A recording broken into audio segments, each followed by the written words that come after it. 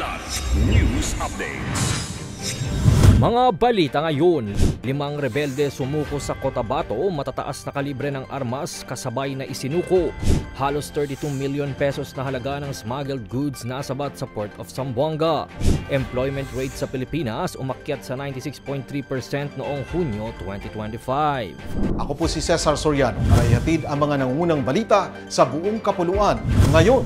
Isinuko ng 5 dating rebelde ang kanilang sarili at mga armas sa 38th Infantry Battalion sa pamumuno ni Lieutenant Colonel Erwin Felonco na ginanap sa kampo ng 38 IB sa bayan ng Tupi, South Cotabato. 3 sa kanila ang dating kasapi ng Communist Terrorist Group habang 2 naman ay kabilang sa Local Terrorist Group. Kasama sa mga isinukong armas ang M1 Garand Rifle, KG-9 Submachine Gun, M1 Carbine at 2 7.62mm rifles. Personal na tinanggap ni Brigadier General Omar Orozco, Commander ng 1st Mechanized Brigade, ang mga sumukong rebelde at nangakong tututukan ng kanilang reintegration sa ilalim ng Enhanced Comprehensive Local Integration Program o ECLIP. Nagpaabot naman ng pasasalamat ang isa sa kanila na si alias Bonbon sa tulong ng 38 IB. Tumanggap din sila ng paunang ayuda mula sa lokal na pamahalaan ng Polomolok.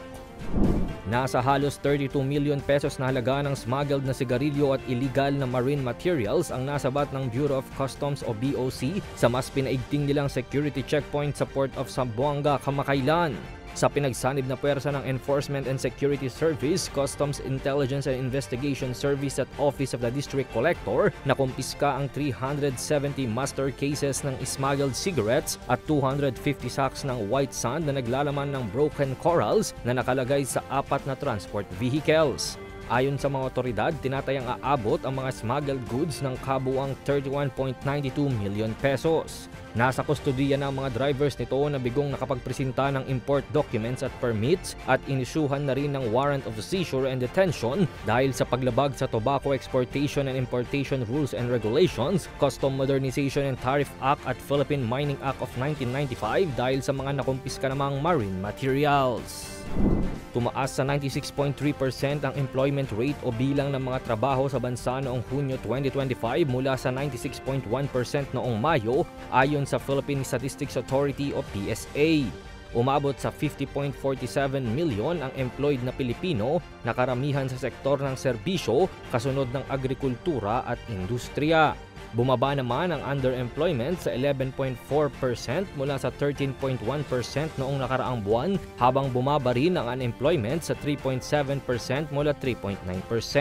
Ayon kay Department of Economy, Planning and Development Secretary Arsenio Balisacan, patunay ito ng mas pinabuting business climate at paglikha ng dekalidad na trabaho. Gayunman, nananatili silang maingat dahil sa bahagyang pagtaas ng youth unemployment. Kabilang sa mga hakbang ng pamahalaan ng Job Start Program, Government Internship Program at mga reforma sa edukasyon at training upang mapabilis ang school-to-work transition.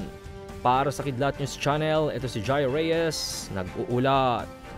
Ako po si Cesar Soriano, kasama nyo sa bawat pagputok ng balita.